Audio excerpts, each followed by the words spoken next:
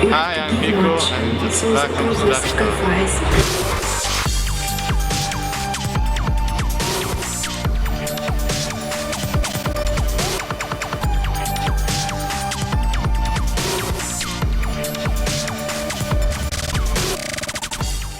Hello everyone and welcome to another edition of Trash Talk. I'm your host Richard Lewis and with me as always, of course, we've got Sam. He's lurking in the dark. What are you up to, brother? Boys? Boys? It's going to be a good show. It's a big show. It's the big show. I thought you were going to sing the wrestling thing. They're like, well, are you going to do that? No. All right, then. Well, I mean, I don't know. Do we just get straight into the exciting news? Is that what you want to do? Of course, man. Of course. All right. I'm on edge. Well, yeah, I can tell, man. You were fucking crying well after. I mean, sounds like you still are, brother. Anyway, so basically, as you regular followers of the show will know, we've been working hard to basically get artists, rap artists, and entertainers that we like into esports, right? So after we saw the Dolo viral hip hop video that we played to you guys on the last show, we called him up on air. You guys heard that. We left some contact details.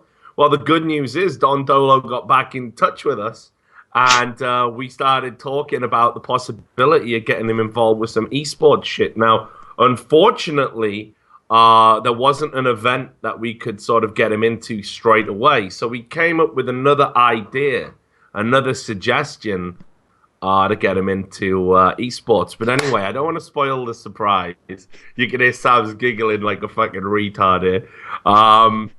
We just want you to hear it for yourselves. So these are the calls, and give it up for fucking Don Dolo. This is the best show on the internet.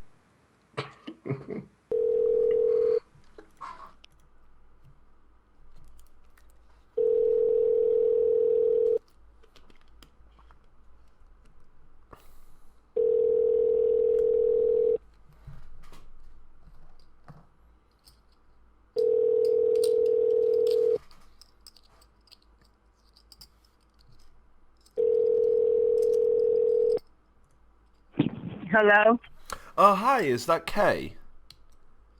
Speaking. Hi there, Kay. It's Richard Lewis. You left me this number on Facebook a little earlier today. Oh, hey, Richard. You was calling you. I'm the Don Dolo's fiance, and I was getting your information over to him because we had heard your message last night. So. Oh, that's fine. I mean, it's not a great hurry or anything. But yeah, I was just wondering, is Don available at the moment? Are you with him? I tried the other number and it went straight to answer phone. Oh, okay. I'm like 2 minutes from him, so I'm like walking distance from him. I'm on one side, he's on the other side. I can pull up to see him right now. Oh, okay. That's very kind of you. Where is your... Huh? I said that's very kind of you. Thank you. What country are you from? I love the accent. Oh, I'm from Britain. I currently live in England, a town, a city called Birmingham. I'm sure you've heard of it. Yes, I have. Oh, okay. Is that where you want him to do the show at? It would probably be London. But this is the thing. We've had some developments in regards to the show. And I may as well tell you about them as well. It looks like the company that was wanting to book Don might have done a deal with the hip hop artist DMX. I'm sure you're familiar with his work. Right. He just got out the pen, and he needs to make some money. So the job I had in mind for Don might be going to him. But obviously I did have some other ideas because his music went viral on Facebook, and he went viral like 4 times, different videos. Yeah, exactly. And the one that came to my attention was the one where he was doing the beat on the car on the hood of the car. Right. So I'd still like to see him sort of have an opportunity at maybe coming into the competitive gaming scene. And I just wanted to basically pitch a few ideas to him and see how he would feel about it. And obviously get an idea of how much he would charge to come to an event and perform and that kind of thing, and see if we can move it forward from there. Oh, okay. Okay.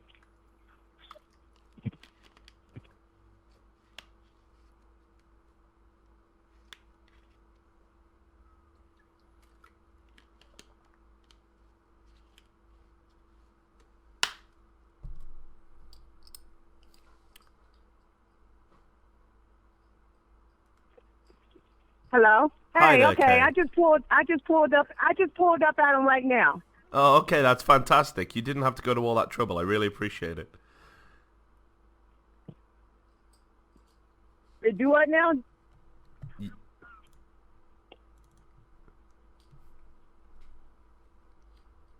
Are you able to call him on his phone? Yeah, I could certainly call him on his number. Okay. Yeah. Oh, yeah. He said he was walking, so he wasn't able to. Excuse me. That's fine. I'll just ring that other number. I'm sorry if I Okay. made you drive anywhere. I apologize for that. No, But, you're okay. That's You're great. okay. That's fine. I wasn't far from him, so that's fine. That's awesome, Kay. You're great. Thanks very much. I'll give him a call now, so just tell him I'll be literally calling him in about 30 seconds. Okay. That's All great. right. Have a wonderful evening. Take care. You too. Thank you. Bye.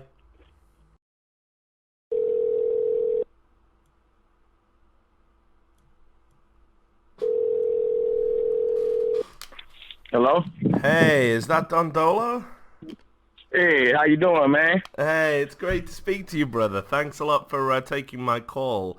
I was just talking to Kay. She's great. She was really helpful. She even drove over just to let you know I was trying to call you. She's awesome. Yeah. So basically, I'm sure you got the message earlier, but I'll just tell you a little bit about what's been happening since we attempted to contact you. Now, we did have you in mind for a specific event. We saw one of your videos, obviously, that had gone viral, and we thought it could be cool to sort of bring you into what we do in competitive gaming, which I'll tell you a little bit about in a second. But unfortunately, the event that we wanted to get you in, it's a weird situation has come up where we got contacted by, I'm sure you've heard of DMX, the other hip hop guy, and he's just got out of the pen, and he's looking to make some money. So it looks like the event we had in mind for you specifically might not be a possibility, but I've still got some ideas, and I still think there's some possibilities moving forward. First of all, I just wanted to ask you, do you know anything about competitive gaming? Do you play any Call of Duty or anything like that? Yeah, I know a little bit about it, but I got family that's addicted to them, and I know it's a big old thing. I know it's big. So the conventions that you doing, I can just imagine how big they are, because I know that's a big thing. Yeah, I mean, it is getting really big right now. I mean, there's so much money involved in it, and so many people watching it. You know, there's like the last Counter-Strike event I attended had like something like over 20 million people watching it. So it was pretty crazy. But I mean, have you ever played anything yourself? Do you ever play Call of Duty or anything like that? Yeah, I have. But I couldn't get into it like to learn it like that to be a professional. But my partners and my friends, man, they own it. Like I said, they grown men, but they own them games like that, man. So yeah, when you reached that, man, I heard what you was talking about as far as the game thing. I was like, that's a good thing, because know I know a lot of people that's into that. Yeah, well, I mean, so look, this is what I do basically. So I work as a journalist. That's kind of the day job. But as a result of that, I have a lot of contacts within the kind of gaming industry, and in particular the competitive gaming industry. Hey man, come on. Who's that? Sorry, is there someone in the background there? No, I was talking to Kay. Oh, right, okay. So yeah, so I obviously I'm looking to always try and bring people in who I think could be entertaining, you know, turn up, do some of the shows. So, and obviously we do have, like, there's an entertainment element to it. We have people on stage, we have musical performers kind of like between the matches and at the events and stuff. So I still think there's a possibility that maybe we could suggest you to some of the other companies that I'm friendly with, and maybe put you in the frame. So the first thing I would want to ask is, how much would you typically charge to perform at a gig or whatever? It'd be $1,000. Okay, $1,000. That's great. I mean, definitely well within our price range, and obviously we'd get expenses and everything in there as well. So we'd fly you to wherever it was, and it would likely be in Europe, quite possibly England, London, most likely. But the other idea I had, because obviously I've listened to a lot of your songs, and I think some of them have some kind of lyrics that people in esports could relate to. So, for example, even when I lose, I win, you can understand how that could be a competitive gaming song right there, obviously. Right. Yeah, but what I was thinking, and you can tell me if this would be possible, if it was a good idea or not, if we could commission you, like pay you, to write a song about gaming, about Counter-Strike, about Call of Duty, about these kind of games. League of Legends is another one as well. If we could kind of commission you to write a song about those things, and then what we could do is we could show that to people in the industry, and obviously that might help you appeal to them a little bit more. So I don't know if you've ever written a song and had somebody pay for the song before, but is that anything you've ever thought about? Yes. I got people coming to me right now for different things they want me to write for. Different things they got going on, and like you say, they feel like my lyrics is touching on that. So, it kind of fits what they have going on. So yes, I'm willing to do that. That's a good thing. You know what I'm saying? And I know games also have soundtracks and things like that that come with them. So yeah, I'm with it. Awesome. Well, look. So how much if I wanted you to write a song about competitive gaming, and obviously you would still own it, it would still be your song, I don't want to buy it outright, it would still be your intellectual property, but we'd just commission you to write it so we could show it to people. How much would you charge for that kind of thing? I really can't, being that I had never done it before, I really can't set a price just right off the head right now. Yeah, I know. It's probably a strange request. I mean, what if would it be reasonable to you if we paid you the same amount of money as a performance? So if we paid you $1,000 to write the song, is that reasonable, do you think? Yeah, that's reasonable. That's reasonable. And then and also being that y'all are the channel that y'all are, it'll be promoted in a whole other different way other than just me promoting how I normally promote it. You know what I'm saying? And how y'all stamp on it too. It'd be promoted in a whole different way. So yeah, I'm with it. Well, I don't have a very big Twitter following. I got about 50,000 followers, but obviously I would definitely promote it on my Twitter, my Facebook.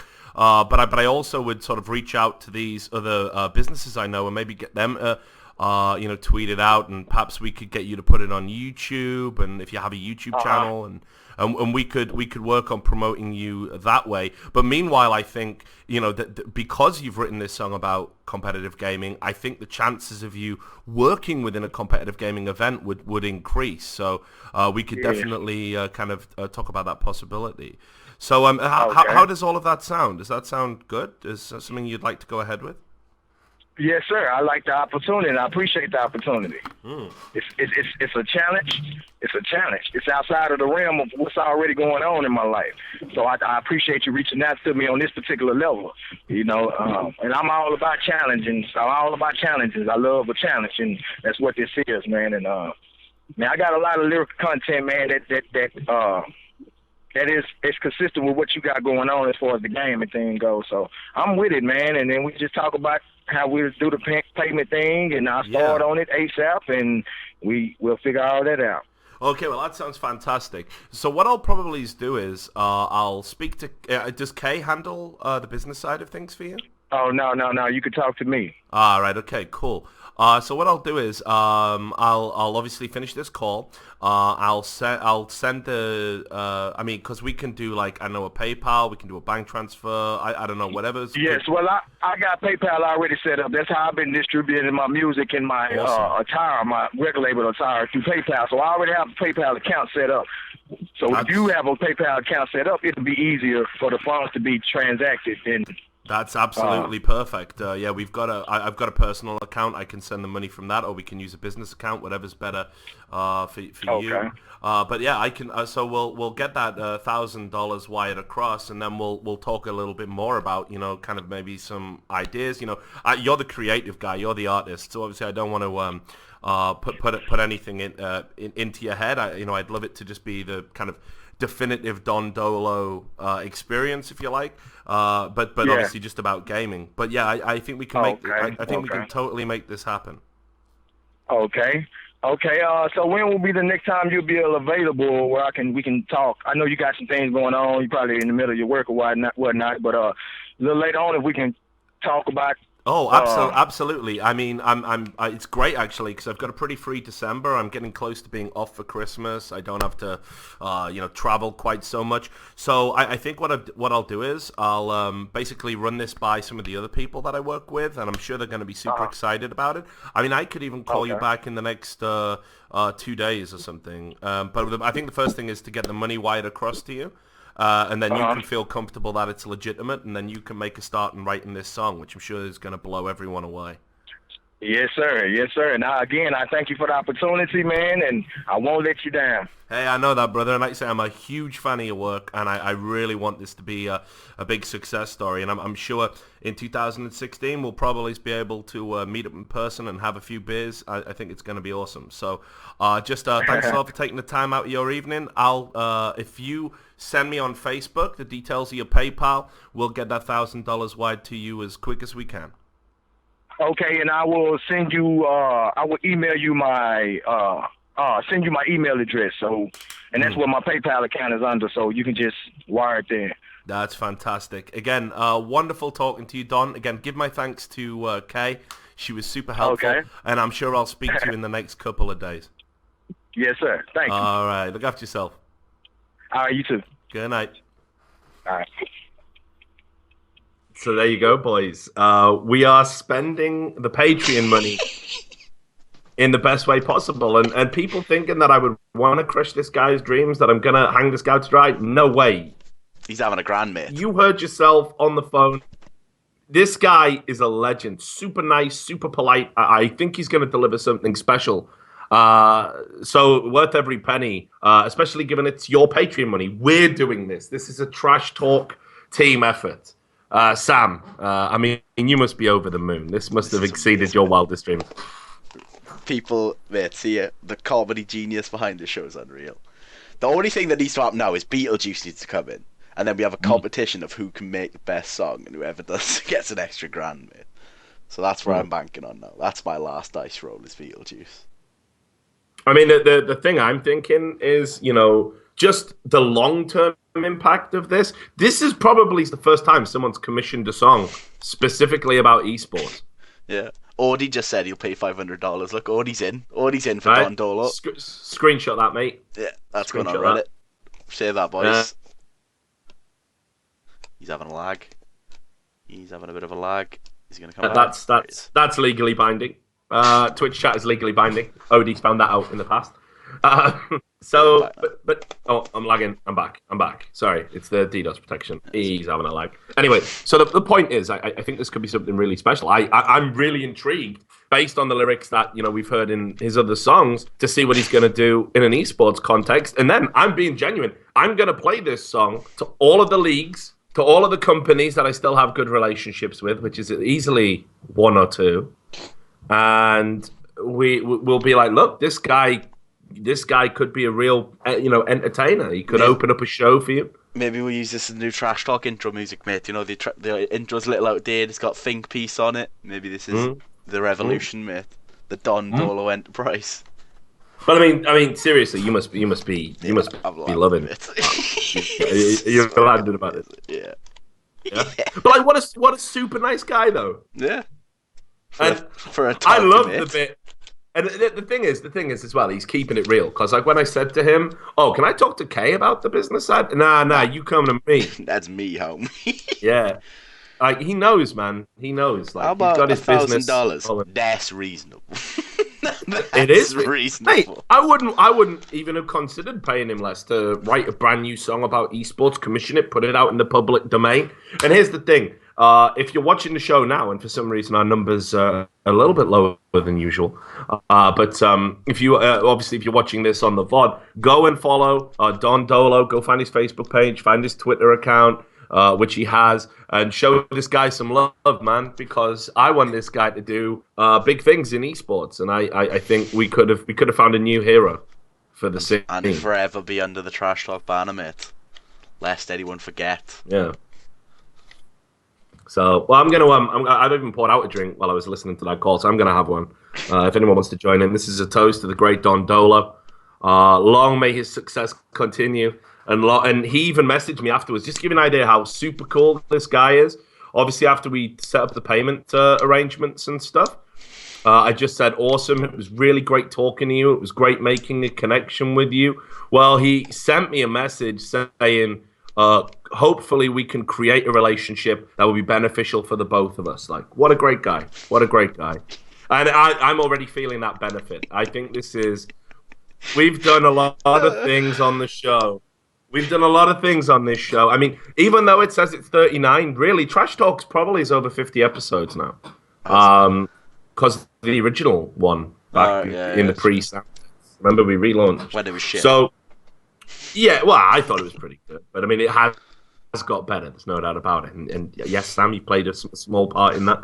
A small part, mate? Who brought Don Dolo to the table? To remember that. Yeah, but I've knocked it out the park without call. Not last. No. I mean, could you have done that, Sam? Could you add? Yeah. Have you ever heard of the phrase "Coco shut"? You said that guy DMX, you know, the other hip hop guy. As if it's just him and Don Dolo. Like, no one else is really relevant, mate. It's just you and Dolo, really. Yeah. I mean, you know, that's pretty much how I think of hip hop. You've got DMX on one side, Dolo on the other. It's like Biggie and Tupac now that they're dead. So, you know, and I certainly hope that both of those people don't end up going the same way. Anyway, I'm going to have a drink. Hopefully you'll join me. A toasted on Dolo, the legend. Rest in peace, easy to the homies we miss. So, do you want to talk about esports, or do we still need some time to just like compose ourselves? I don't know, mate. Are we all right? All right, we Can should we do end it this? now. It's not peaking after this, is it, mate? Well, I mean, we have an obligation to take calls. All right, go bed. Right, okay. I'll go to bed. So, all right. Well, it's been good. So, and like you say, honestly, this is legit. We're gonna give him his $1,000. It's coming out the Patreon money. I'm telling you, this is not a scam. This is not a joke. This isn't fake. We haven't cut corners. We haven't got someone off Fiverr. This is all real. 100% real movement, you might say. So, do you wanna talk about some news? Some esports news?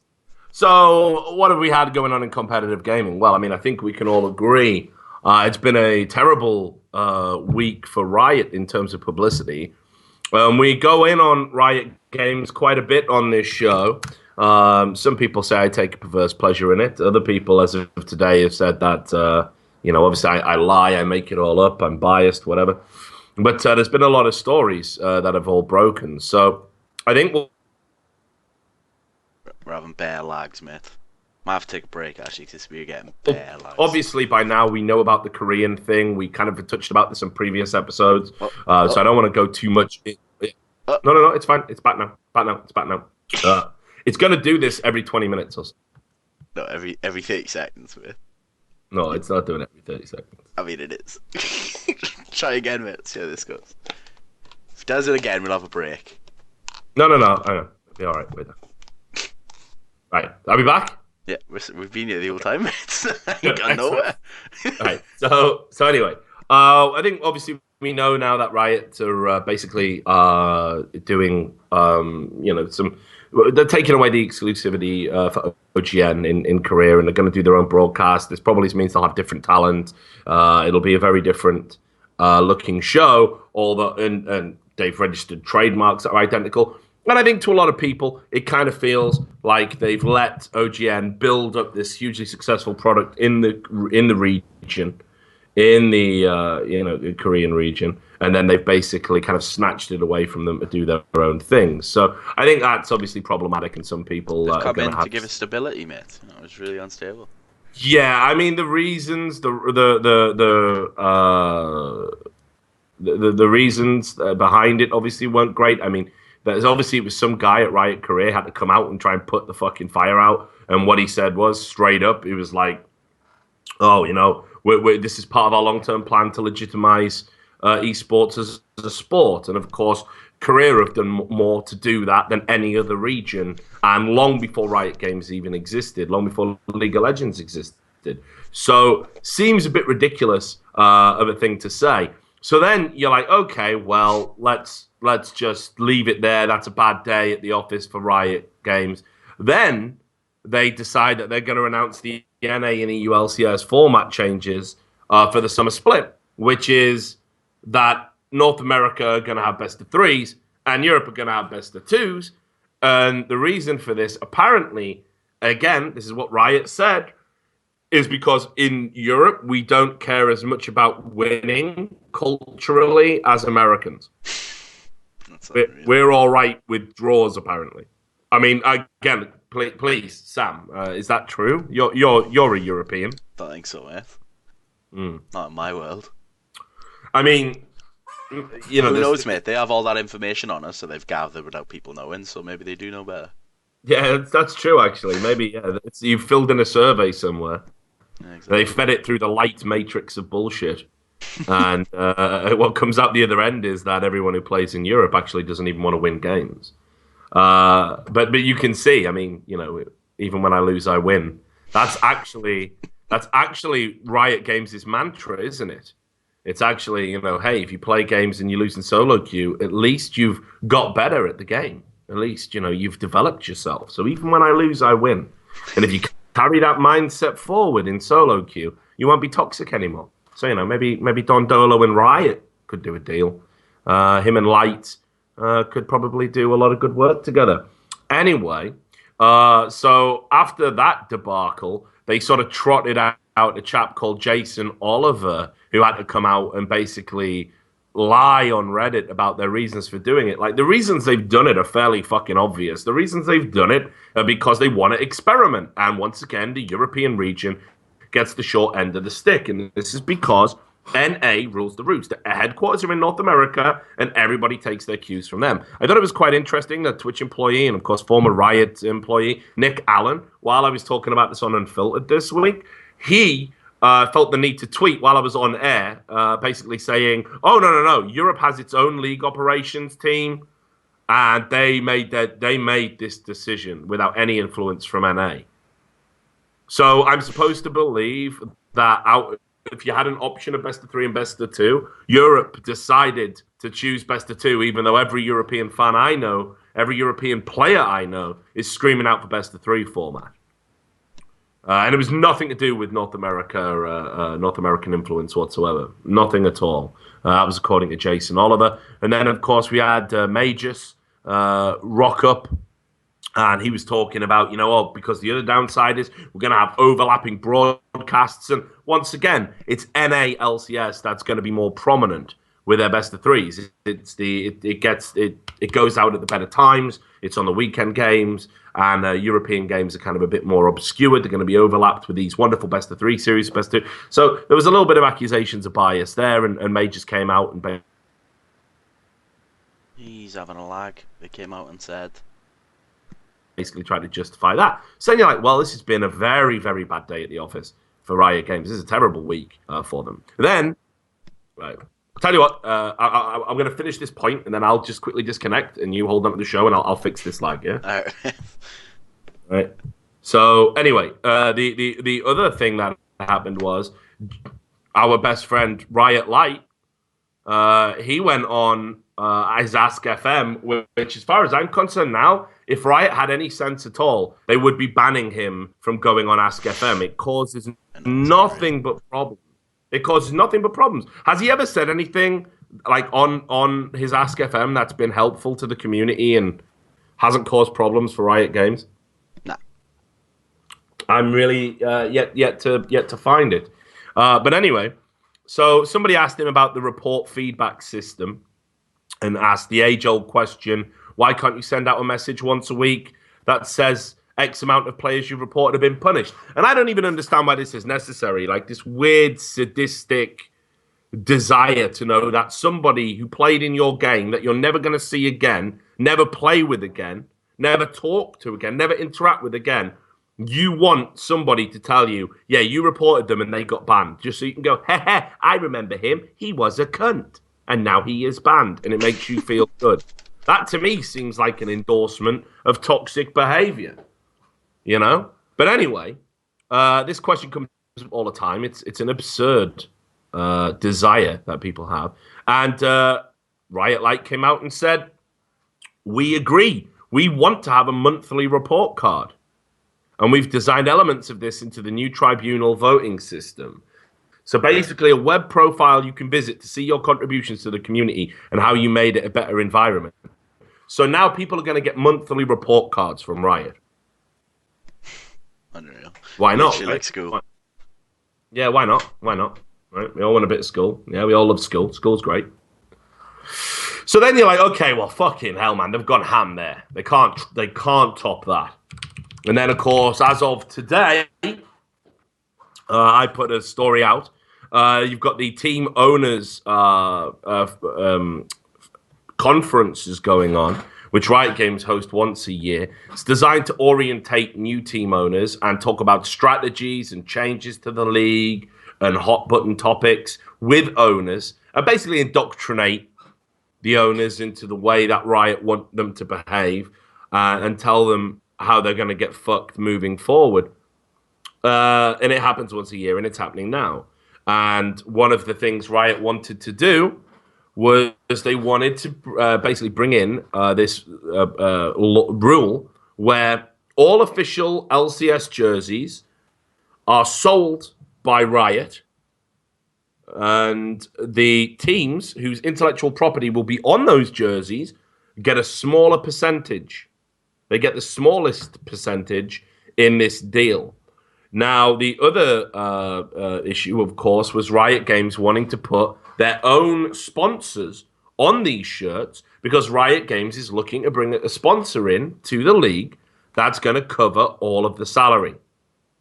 So all of this stipend that they definitely don't want to get rid of, even though they admitted they thought about it, right? And now they're trying to get somebody to cover it, okay? But hey, nothing to see here again, folks. What they want to do is put their own league logos in prominent positions. So let's say, for example, Coca-Cola was the sponsor that was going to underwrite this, all the salaries, all the stipends. Coca-Cola would have a prominent position. The problem you've got with that is if you're sponsored by an energy drink that's owned by a conglomerate that isn't part of the Coca-Cola company, then you've got a conflict of interest on the official jerseys. So I put this story out today. Obviously, it's bad. But I did get a reply from Riot. I sent them a request for comment. The request for comment has arrived. And I think it's only fair that I update the Trash Talk audience as well as the article, which I've filed it with my editor. So the press liaison officer from Riot said that participation in this potential Riot jersey program will be on an opt-in basis. No teams have been told Riot would sell their shirts without their consent. So, I mean, obviously that's true because you couldn't do that. You couldn't sell their shirts without their consent because it is their intellectual property. Couldn't they, though? Isn't part of the contract that you sign away your IP for 3 years? No.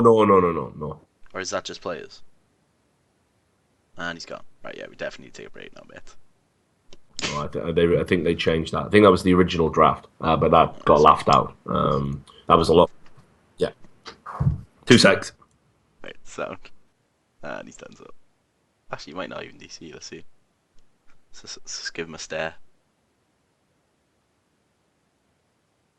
And if he does sign out, you get to see that picture. He has his Skype picture. There he is. Yep. Yeah, he didn't even Here DC. it. Yep. So, anyway, so they said it would be on an opt-in basis. I think that was implied. I think that was it was reported as being a proposal.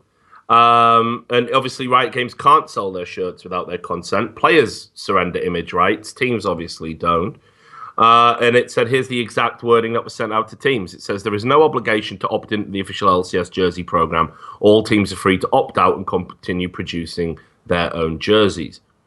And then they also said that we didn't communicate that the chest space would be reserved for league sponsor logos. The space on the chest will be reserved for team branding. So make of this what you will. Is this a classic Riot knee-jerk reaction to it being made public? Was this how it was all along? And the sources that leaked this to me had their information incorrect? Is it somewhere in between? But ultimately, I think point 2 is definitely worth noting a lot more than point 1. Obviously, the whole point is you have to opt in and agree to this. Yeah. But the point for a smaller organization that doesn't have any merchandising infrastructure, why wouldn't you opt in? That still doesn't make it ethically okay to take the bigger cut. When what you're selling is you're leveraging an organization's fan base to buy merchandise. That makes no sense to me. Yeah. So all in all, not a great week at the races for Riot, and they weren't alone this week. They were not alone. Valve shit the bed a little bit. Yeah, basically, what happened here was we had this huge update in CSGO, and it was unfucking believable. It made the game super unpleasant. Now, one of these nerfs were to spraying and basically going beyond 4 bullets, so even bursts were affected. 1 bullet accuracy was slightly nerfed, but everything else was nerfed into oblivion, making it look like tap shooting was now better, even though it hadn't been buffed at all.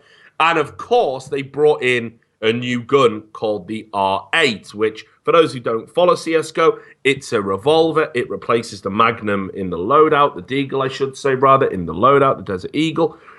And what it does is it's a one-shot kill, and it'll penetrate full armor, and it only costs $850. It's also fully accurate while moving, and even though it takes a slight amount of charge time on the left click, it even had a bug where you can hold right click and then left click, and it'll fire at the speed. Yeah, it'll insta-cock and fire at the speed of a right click. So lots of other bugs with it. You can shoot while you're defusing, which of course allows you to mask defuses, making it incredibly hard. It was just a terrible introduction and a patch that was terribly rolled out. Sam, we played on the night it came out. Give me your thoughts. Whoever created it needs to be kicked to death in the mud. I It's definitely so bad. Like I don't even understand how this gets in. Like, right, I'm assuming you at least play the game when you make it. Right, let's hope. And then, right, made this gun. What's it do? 1 hits everyone, chest above. All right, sound. So you've made a sniper, not pistol. But if you got like 6 overpowered pistols, yeah, I know. So have another one. Okay. So has it got any, bad range? No. What do you mean no? No, it's cross map, 1 hit. Okay, so is it shit close range? Nah, you got right click, just spam it. Okay, so like I don't understand how this gets through a balance team. Which part of this doesn't trigger your memory? Yeah. I mean, it does seem that in terms of game balance, this was ridiculous. That they couldn't see the obvious problems with it. So yeah, I was aghast. I mean, they patched it out, I think, but other than that, I mean, they made some patches, to fix some of the issues with it, but it's still there. It's not going anywhere, and I think it needs a lot more nerfs. Yeah, like if it didn't have the right click function, it wouldn't be as broke. Because then at least you have to cock it. The right click function, this guy is just fully wrecked off his mind. He's just been up for 4 days doing straight cocaine and beaking his mind out. I'm just gonna make a gun that's just right. Well, if we just turn the game right, we'll just make it no Red Dead Redemption cowboys. Just make it like Alec, and it just everyone gonna smash everyone's heads in for a laugh. Yeah, let's do it, but and somehow that's got through. At what point does the boss come like, you need to go fucking bed, mate? You've been up for 4 days.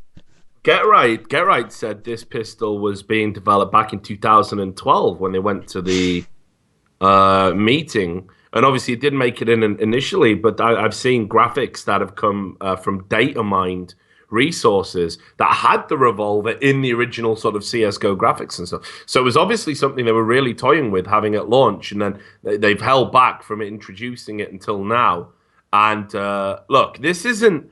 I never complain about developers making patches and changing games, really. You know, I remember when... I thought it was hilarious. Guys like Double Lift from League of Legends were tweeting about it, saying, has there ever been an equivalent in League of Legends? Well, yes, of course. Black Cleaver.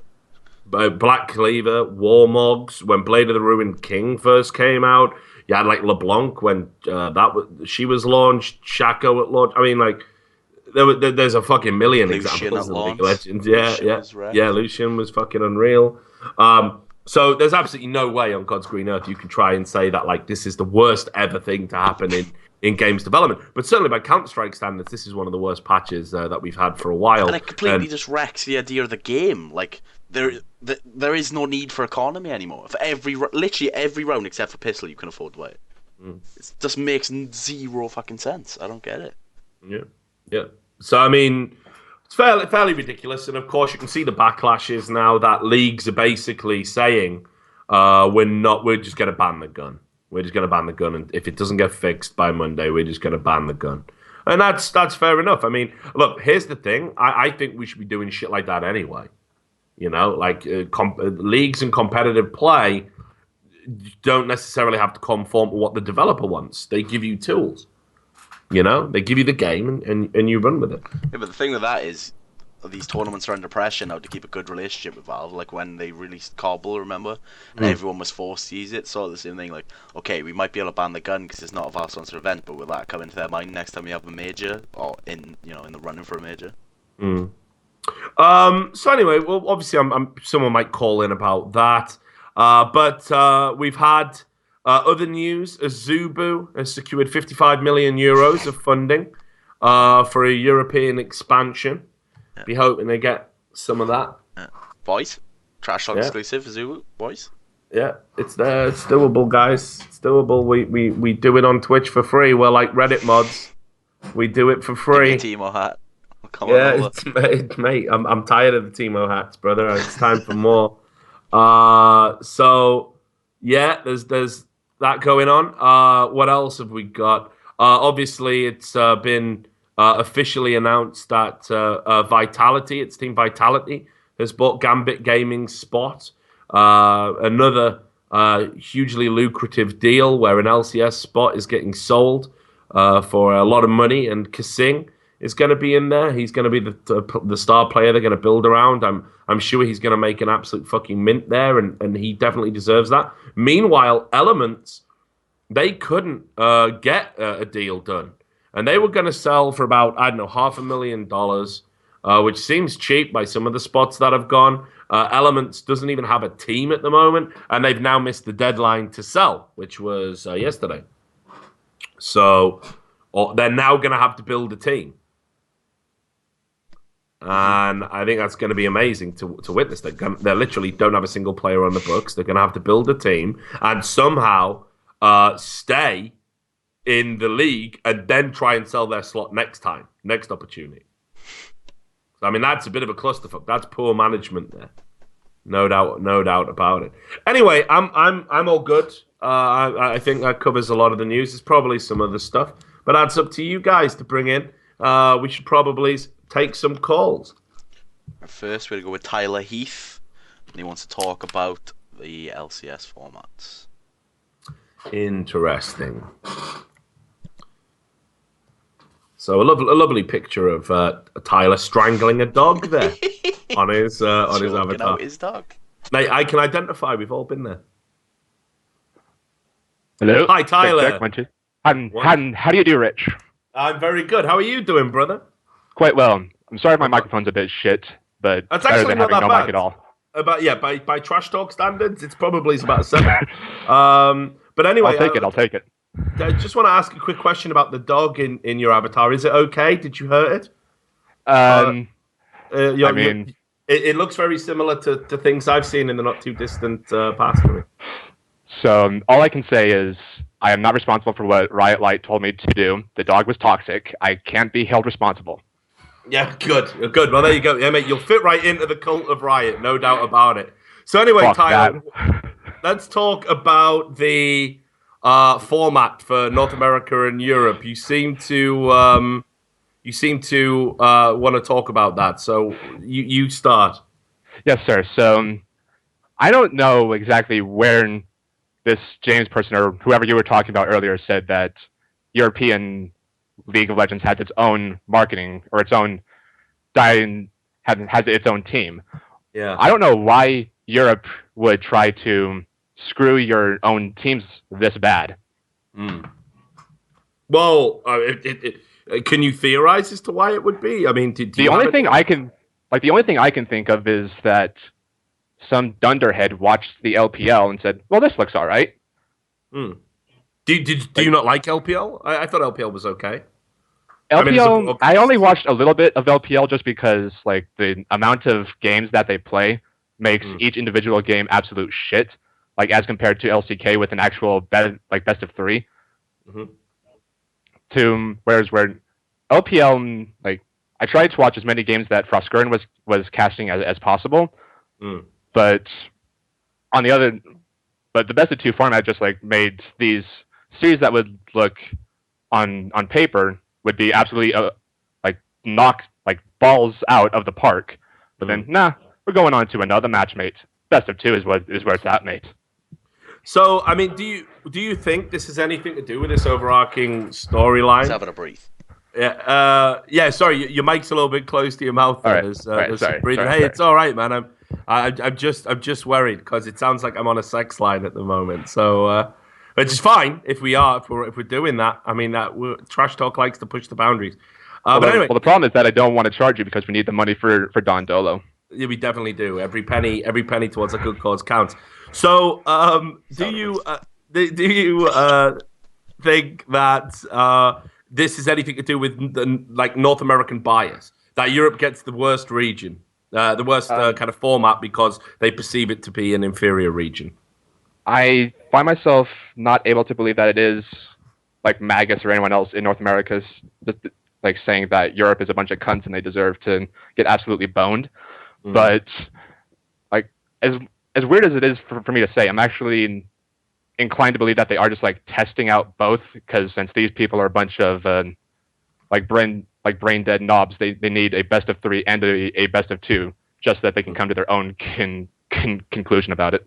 Yeah, that's what I think as well. I mean, I think basically what they're doing is they're doing an experiment, and they didn't want to say Europe is the big outlier. We're going to treat that as the experimental region and give the more known quantity, the thing that people prefer in the form of best of 3s. We're going to give that to North America because I think if you say that, obviously that's like confirms a lot of what people have suspected for a while, that there is a preference towards North America, that they consider the North American organizations, for example, to be more important to their branding, to their reach, and things such as this. Just out of interest, I mean, how do you feel about North America getting best of 3? Are you a fan of the best of 3 format? Best of 3 format is the way to play, mate. So, yeah, go on. Sorry. So, like, best of 2 does make the tiebreaker situation, and we've all seen how best of 1 is absolute garbage. Like, best of 3 is probably the best format, regardless of region. So, I mean, do you think this gives North America an advantage? I saw a lot of people saying because they're going to play more games, they're getting an inherent advantage because they're going to play a format that's more likely to get used at later stages in tournaments. They're getting an advantage. Do you feel North America is going to have an advantage over European teams as a result of this format change? Probably not of the format change. Like, if anything, it will come. Like, the only advantage North America could possibly have over Europe is if Europe gets hit by a nuclear weapon, because North America gets like mogged in every single international tournament.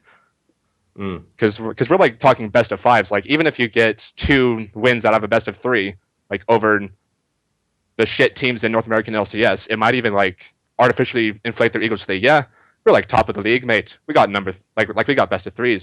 Oh, it's this shit this 3rd tier Korean team. Well, why are we wrecked? Well, yeah, they're going to get wrecked because Korea is obviously the more superior region. Also, what do you think about this being done to maybe kind of strengthen other regions because Riot are getting a bit upset about Korean dominance? Do you think there's any credence in that theory? I think that there might be some credence, but it just can't be helped. Like it's exactly as like LS said when he was on Trash Talks and like previous First Blood episodes. Like Koreans just dominate whatever they touch. Except first-person shooters, but they haven't really touched a great deal of them yet. Like we did have We Made Fox in Counter-Strike 1.6. But hopefully they do touch first-person shooters. I'd love to see that. And I've said I'd love OGN if they're not broadcasting League of Legends anymore. Please pick up Counter-Strike and please have Monty cast it. So anyway, just some final thoughts. I mean, overall, do you think that what would you have done differently to what Riot did? Is there anything you would have done differently? Obviously, I would have just have like all regions do best of 3, even China. Like these cunts are just like faffing about all around, and then they decide to have that piss poor performance at 2015 Worlds. Like obviously something's wrong. It might even just be like it could be more than just what Moser was saying about their infrastructure being complete garbage.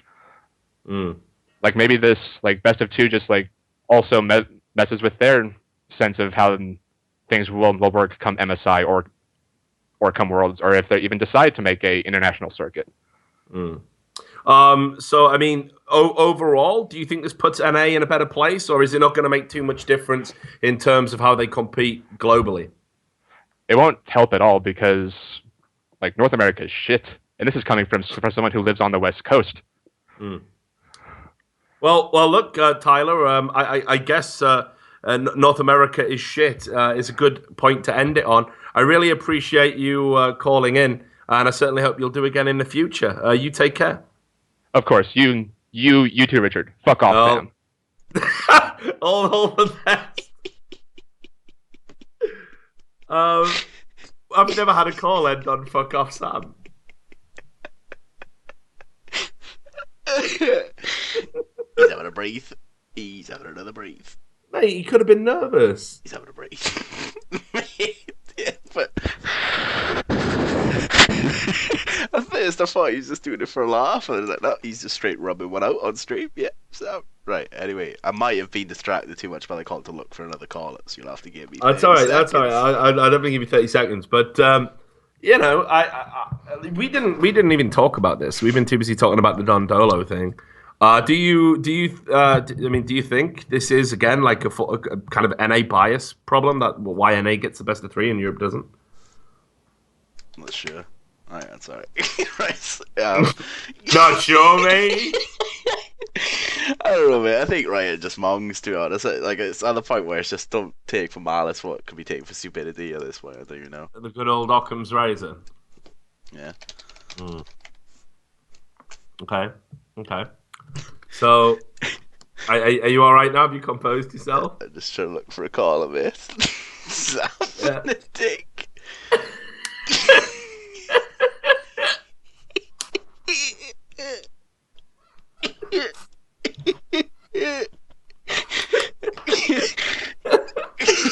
Oh, mate.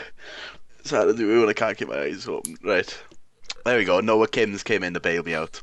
Noah Kim wants to talk about the IP stuff for Riot OGN and the jersey issues. There we go. Big lawyer call, mate. Big lawyer call. I love it when we get I just love when a lawyer brings his whole crew.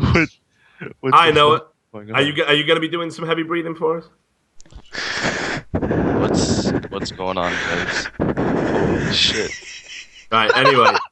Right, so it's good to get you on. Now, I saw you obviously posted in these threads, and, you know, as always, very intelligent points that sometimes go overlooked because, again, you've got to remember the level you're pitching at when you talk about League of Legends stuff. So give us the kind of inside track on what's happening with this intellectual property stuff, with the trademark registration, and what actually looks like Riot have effectively allowed OGN to build a product. Now Riot, because they control the game, are basically going to lift that product wholesale and have been planning it for months in advance, and they're going to try and pass off an imitation with different talent, of course, to their fan base. Yeah. So when that person put out the translation of, I guess, the Korean article about their foreign registration, I was curious because whenever you file foreign, you usually file domestic as well. So I checked the American trademark database. It's TESS. And sure enough, they had a registration application from October for the same logo, the same title, for a lot of the similar uses like clothing and services and branding. And that was from October, which is obviously, more than 2 months ago now. So from what I understand, Riot's plan I don't know how recent the change from Champions to League of Legends Champions Korea was. I believe that was in the spring of this year. Yeah, it was this year, yeah. So when that happened, a lot of people were wondering why they had to do the name change, why OGN went through with it. And in retrospect, I think a lot of it was that Riot wanted to be directly involved with the ownership rights of the league itself. So now that it's no longer Champions and you don't have to market it as Champions, now it's something League of Legends Champions Korea, Riot's directly involved in it. They not only have some equity in the income and the revenue that the league operates with and that it generates in Korea, they also now have some ownership right in the goodwill and the intellectual property that the league generates or by default has. And I think that's the basis of the trademark application. So a lot of people were suggesting that, maybe Riot's going to force them out and just take over Champions. I think it's a little bit more nuanced than that. I think it's a little bit more, less, what's the word? Less cut and dry. Draconian. Yeah, draconian? A little bit less than I think, people are making Riot out to be just a thief here. I think they wanted to be involved, and a lot of this is it's an issue with how it came out and the timing that it came out with. But yeah, I think, again, Riot didn't make it any better for themselves because they were like, hey, this is just all one big coincidence and not part of a long ongoing plan that we had. And then as you found out, they registered this back in October. It very much was a long ongoing plan that they had. There was nothing coincidental about the timing. It was exactly planned in this way. And I think if Riot would just be a bit more honest with the community, they would dig themselves out of a lot of holes. They would find that people would be a bit more open to the fact that, yeah, okay, you're a business and you have to do what's best for business. It's when you try and frame it as like this altruistic, we're doing it all for the good of esports. We don't have any particular issues with OGN, and we're not being selfish. And when you try and frame it like that, obviously people can see through the bullshit because that's very easy to disprove. It's patently untrue and absurd. So I think that's the problem. In terms of what it means for OGN, I'd be curious to get your input on that because the LCK broadcast is a big fucking deal for OGN. Yeah, I was so I know Harris. I believe he works for the law firm that owns H2K, and he's been in a lot of the talks that's been going on about some of this stuff. About a few months ago, when the Spectate Faker issue was coming up again, we had a small side conversation about so in copyright law there are derivative works, and the ownership of those derivative works depends on how much how different they are from the originals. And so what we were talking about then was whether the Spectate Faker and streamers in general have some right to their product beyond what Riot owns, and because of that are able to use their product despite Riot revoking a license. So obviously Spectate Faker is the only one that Riot's ever been like, all right, you need to stop using League of Legends, but everyone else is fine. So to the extent that his derivative work is completely different and based on his own creative input, how much say does Riot have in revoking the license to use the product there? And I was thinking of that same issue with OGN in the sense that to the extent that LCK is OGN's brainchild, I guess, and a creative product on its own, to what extent does Riot actually not have the authority to revoke their use of or their exclusive use of the LCK product? And the way that I was drawing the difference here was if, say, Riot took away the license and said, all right, you're done. We're going to go to Spa TV or SPO TV because we're idiots, because SPO TV is terrible. But assuming they did that and they said, okay, OGN, you're no longer allowed to use it. SPO TV is going to create their own league and we're going to go through them for the next whatever so years. I think that's fine. And I think under trademark or copyright law, that makes complete sense and they're perfectly within their right to do that. But to the extent that they're saying, we're still going to use the goodwill you've generated under League of Legends champions Korea, previously champions, and under, to the extent that we're going to use the same casters, we're going to go through the same production. Everything from the audience perspective is similar. To an extent, an argument can be made. I don't think it's a good one, honestly. I think since every broadcast is a new work, I think it's hard to make the case that OGN LCK is itself a copyrightable product. But to an extent, there's a line somewhere, and I'd love for this to get fleshed out in the law and the courts because I think this is a really interesting topic, at least. Well, I mean, there's an extent where the ownership. And the precedent on issues like this, it's not really cut and dry. I mean, a lot of the issues we have with sort of the licensing of games for esports leagues and the branding thereof and all of this other stuff, we do end up with a lot of very unique problems in esports because, of course, when it's like football, and you have NFL, well, nobody really owns football, right? But when it comes to an actual game, the developer owns that game, and they're always going to have a disproportionate amount of say and influence on legal matters and matters of intellectual property that as a result of that.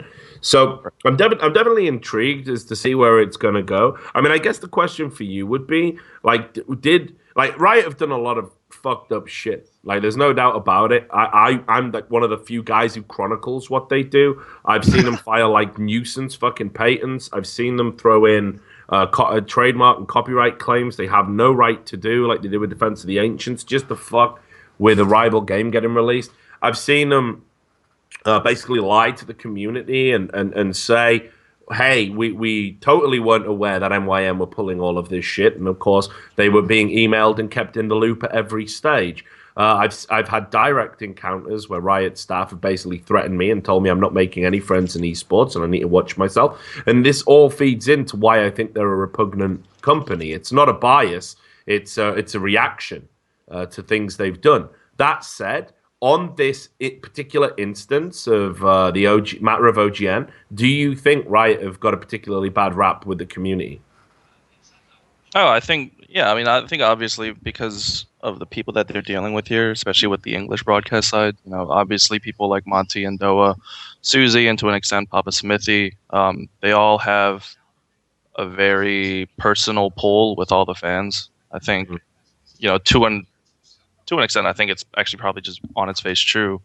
You're gonna lose a great deal of the English-speaking Korean league fans if you try to bifurcate the league and separate it from the Monty Doa brand. I think, speaking personally, I wouldn't watch if they weren't casting. And, similarly to when D-Man and Joe left the LCS, they're in many ways the voice of the league and the players. And so I'm not going to watch Faker play when Monty's not casting it. I just, there's a brand there that I've come to associate with, not me with them, but mentally I've associated with them and the Korean broadcast. And I think that's probably where this huge backlash is, because both sides are posturing it weirdly. I think the English broadcast team is posturing it a little bit, too far against Riot here. I think this is mostly just a rebranding process, and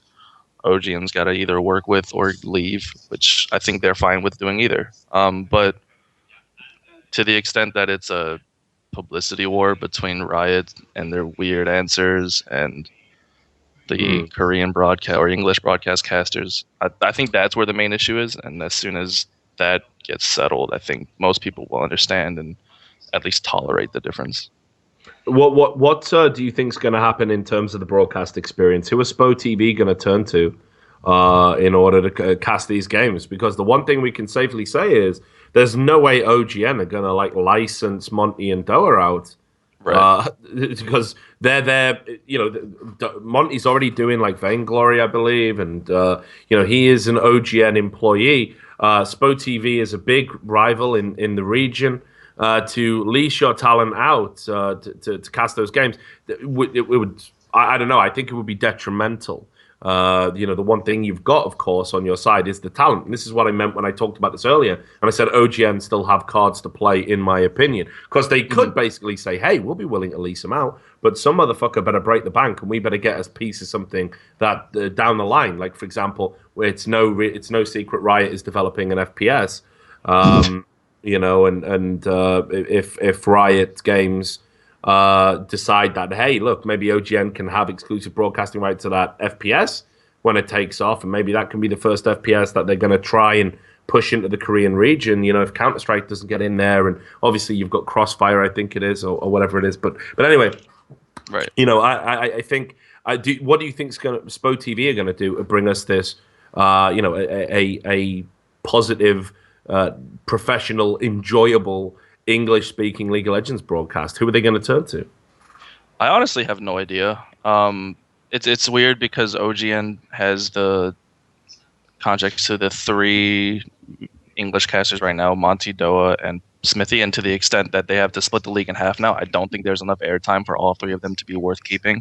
But that saying, Doa and Smithy obviously are also Hearthstone and other game casters for the OGN. So I don't see any reason they're going to let any of them go, or any reason why those 3 can't stay because they have other games to cast. And Monty, if they ever lose league, can obviously go to other games. So I don't know. It's really weird. People are talking about Frost Garden coming in, and I think her work with Kespa Cup was probably just a one-off. I don't think there's any talks. At least she said there's no talks with her. And yeah, I mean, look, I honestly think after all of the sort of furor and drum beating about how, look, we've got this super talented, opinionated, interesting personality who happens to be a woman, happens to know a lot about League of Legends, happens to be very good on air. Why wouldn't Riot use her at a time when, every time I've been part of a fucking all-male group in Counter-Strike broadcasting, we get fucking crucified for all being misogynists. So, I mean, why wouldn't Riot use it? And I almost think it was like a begrudging thing, like, fuck, we're going to have to do it. Because I know firsthand, from my Riot sources that they were giving her warnings about what she was tweeting and telling her that there was no way they could consider working with her. I also know that they stopped her getting a gig with ESL as a commentator. Because they were like, we don't want her to commentate on our games. So it almost felt like a begrudging... Yeah, I mean, this isn't a secret. This has been talked about publicly by a lot of people. Riot haven't come out and denied it whenever I say it, because they probably know that I can prove that those denials would be absolutely false. So, I mean, I think, yeah, she is somebody I'd like to see more of, but I agree with you. I think what's going to happen with SPO TV is they're going to have these very safe picks, and they're just going to hope that eventually the fact that Korean League of Legends is the highest level of play, that all the fans are just going to go and watch it anyway, no matter who they have casted. I mean, I think they're really banking on that. Yeah. And I think they're going to find the hard way that their brand might not be as sustainably strong on its own as they think. But shit happens. So, some final thoughts, Noah. I mean, ultimately, is this going to be an ongoing a problem? I mean, are OGN getting? Is this going to break OGN potentially? Can OGN survive this? Is this the shape of things to come for just Riot in general? I mean, what are your sort of final thoughts and in framing this issue? I think it's I think OGN's fine. I think so. It's one of the quotes I read on. I don't know if it was just a Reddit comment or if it was an article about this. Is that League of Legends revitalized OGN, not Riot Games, but OGN brought Riot to the forefront of esports in Korea. And I think when you look at it that way, OGN's at a point now where they'll be fine. And Barry or Edelweiss is in chat. He's talking about the SPO TV casters, and I think everyone pretty much agrees that OGN's going to be fine if they ultimately lose the league or broadcast rights here. They've got other games, but as far as Riot, they've got themselves on a pretty safe pedestal in Korea at the moment, and I don't think they've got to do something really fucking stupid to screw that up. I don't think this is it, because to an extent, I don't think Korea is as up in arms about the split as the English, anti-Riot train is right now. So I think they're fine. It's just, every time some news like this gets into, I'm studying for finals right now. I'm taking finals right now. To the extent that, or like every time something like this comes up, I got to drop everything and look up what I can and learn more about it because it's so fascinating. I think the Jersey stuff is also, in the similar vein of Riot, and its tentative problems with extending its IP rights where they may or may not belong. I think every time one of these comes up, you start to see Riot picking more and more into things that it probably doesn't even need. We're talking about a multi-million-dollar company making billions or over $1 billion in revenue. It seems odd that we're going to this extent to protect. I mean, the way I understand it is, they're willing to pay the publicity loss and the revenue loss for the sake of protecting their image and protecting the company's grip on the way League of Legends is perceived, which I think is fine, but to the extent that there was nothing wrong with OGN in the first place, and the teams don't really need your trademark or your branding beyond the stipend. Any chance Korean fans might decide to boycott the next broadcast, and it could seriously impact on viewing numbers? I don't know. I really doubt it. I think the way I'm not a Korean national. I do have a lot of experience with Korean nationals, and I do, I've been there and I've witnessed the esports. I've attended events and I've seen what it's like firsthand. League of Legends is still the craze there, and there are other games that, because of the way that the Korean gaming market approaches new games, it's going to be hard for them to ever be usurped. So I don't think there's a chance this is actually going to be the end of Riot Games Korea, but we could be going there. I really doubt it. I think League of Legends is just a monolith at the moment, and I don't think that we're going to be seeing that go down anytime soon. Not in Korea, at least. All right, well, we'll wait and see how it pans out. As always, Nora, I love your level of insight. It's always nice to get an intelligent call. And, of course, you didn't sound like you were masturbating, so it was a huge bonus. I'm pretty good at covering that up, so... Yeah, mate, I'm sure you have rubbed one CLG out. is about to beat fucking former TSM. Yeah. I got a big bet on CLG. If they win 2-0, I'll win like 300 quid. That's quite big. Oh, yeah. That's a side thing. That guy was talking about best of twos or best of threes. So... Yeah. Best of twos, I love best of twos just from an analytical, the whole theoretical, every game counts argument. But it's from a wagering standpoint, everyone bets on best of twos because they're so safe. Like, you got a small chance to win or you're not losing shit. Yeah. So as far as driving engagement, to the extent that esports is based on wagering, which we all know CSGO would die without wagering at the moment. I disagree. Really? I disagree with that. I think we're moving away from it. I think if we were like in late 20 or early 2015, I think it's played a part in it. I think it's played a part in its growth. But I think we'd be totally fine without it now. And I think with all the legislation that's coming in, actually a lot of these sites are probably going to get shut down. For example, in the UK, with the escrow thing. Yeah, but it's not just that. It's like we're having a over here in the UK, for example, we're having a proper government investigation into esports gambling, Fantastic. and even using virtual currencies such as skins for the purposes of gambling. Right. Several skins betting sites were issued letters saying, if you operate in the UK, if you have a web domain that's accessible from the UK, you're going to have to stop while we investigate this. You're going to have to put these certain measures in place.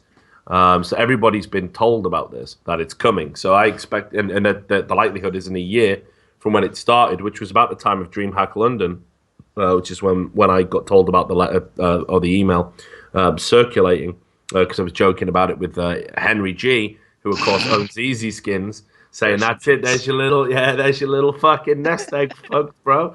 But yeah, he was aware that the letter was doing the rounds, even though Easy Skins for some reason hadn't received it themselves. Whether or not that's changed, we've not really spoke about it, but it hasn't come up. We've been on the road and too busy.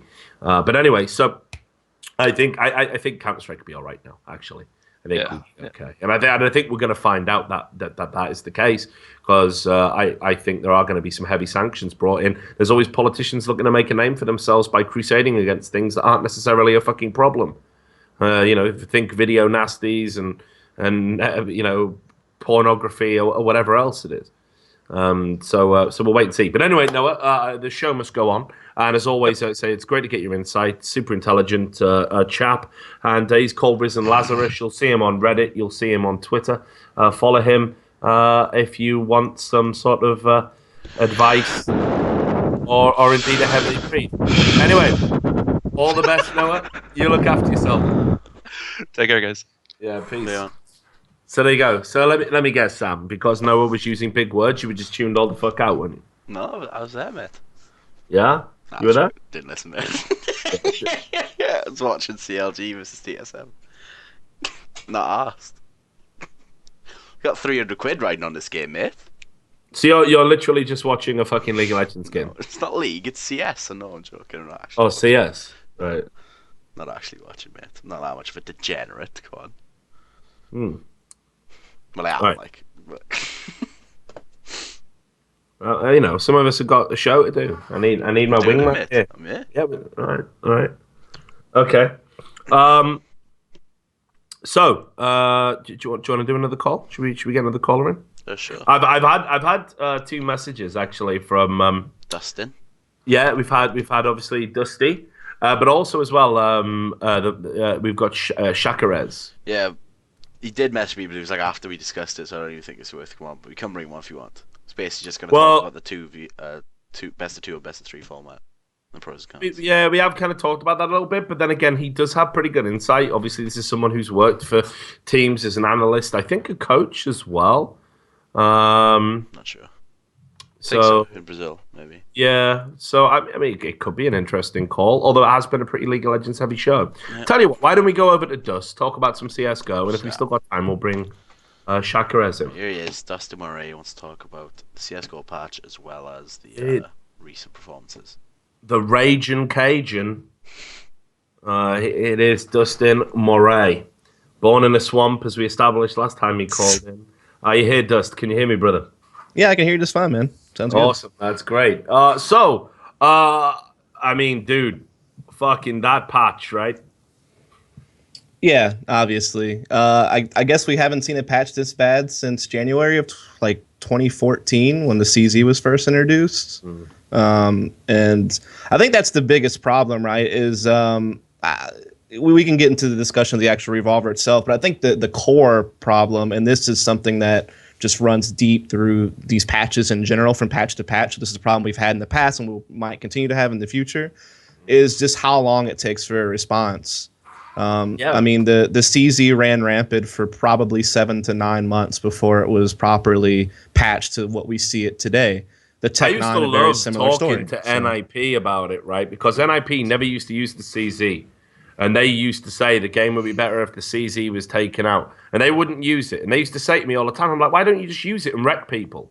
And they go, because it's going to get patched. It's going to get, it's going to get nerfed. We're not going to use that bullshit. Meanwhile, teams were just running over them with it.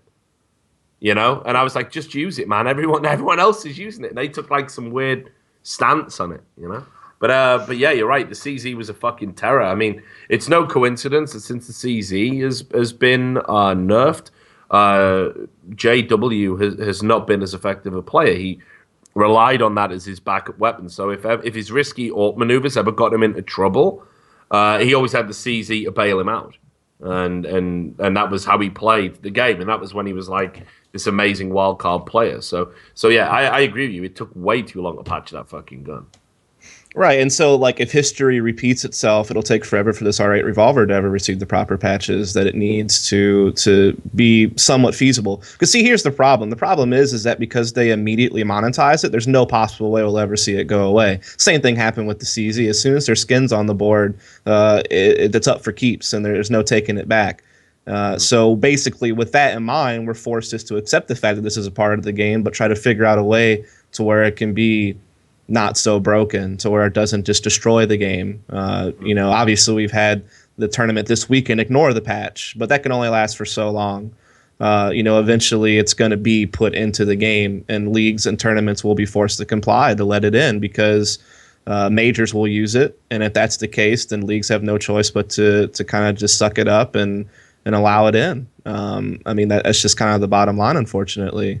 And again, it just stinks because it takes so long to figure it out. I'm not so opposed to bringing in a new item, and I'm even not so like distraught if it's like immediately OP, as long as the response time is proper. So like say the CZ, right? Like back in January of 2014 when that came out, had they have fixed it within the first few weeks or a couple of months, it probably wouldn't have been so bad. And we would actually have some faith in Valve to be able to, release an OP item, but understand it quick enough and take care of it in an efficient manner. But now, you have the R8 revolver being so OP, and we're scared it's going to take forever for it to be fixed. So it's just like a huge, huge problem at that point. So, let's talk about your take on the patch. Is the bigger problem the R8, or is it the alterations to the rifling? Well, with the alterations to the rifling, there's two ways you have to look at this. One, you have to look at what was the intent, like what's the end goal of messing with the rifles. Okay, and then you have to look at what actually happened, right? Like, what did the patch actually do? What are we actually left with? And for me, I think the intent or the end goal could be good and fine. I think a lot of people would be happy with maybe incentivizing tapping and bursting more and spraying not being as accurate at range and all this stuff. But the way it was implemented has nerfed everything.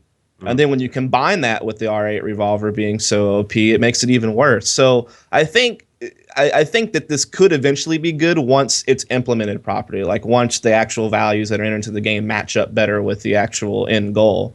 But as it stands, it certainly is not where it needs to be. But I think the intention could be good. Yeah, overall, like it's like I said, I don't want spraying to be optimal, and I'm sorry, man. Like it's definitely got a place in Counter-Strike. Obviously, it has, and that's when you hold an angle. And you hold a sight and you get rushed by multiple opponents and you're able to use recoil control to your advantage. That is a skill that you don't get traded out, and you make multiple kills. That is a skill, and that is the place that spraying has in the game. When you're spraying, say, from pit to up on long sight and you're still getting kills, I don't care what anyone says. The idea that when recoil patterns slightly differ every time, the idea that that's some incredible skill, I'm never going to get on board with that. At that distance, the optimal strategy should be holding your nerve and tapping and bursting to kill an opponent. Now, a lot of people are trying to foist this myth that spraying is so super complicated and you wouldn't understand it, Richard. You're not a pro player. And no, it's just that it's been optimal in the game to do that.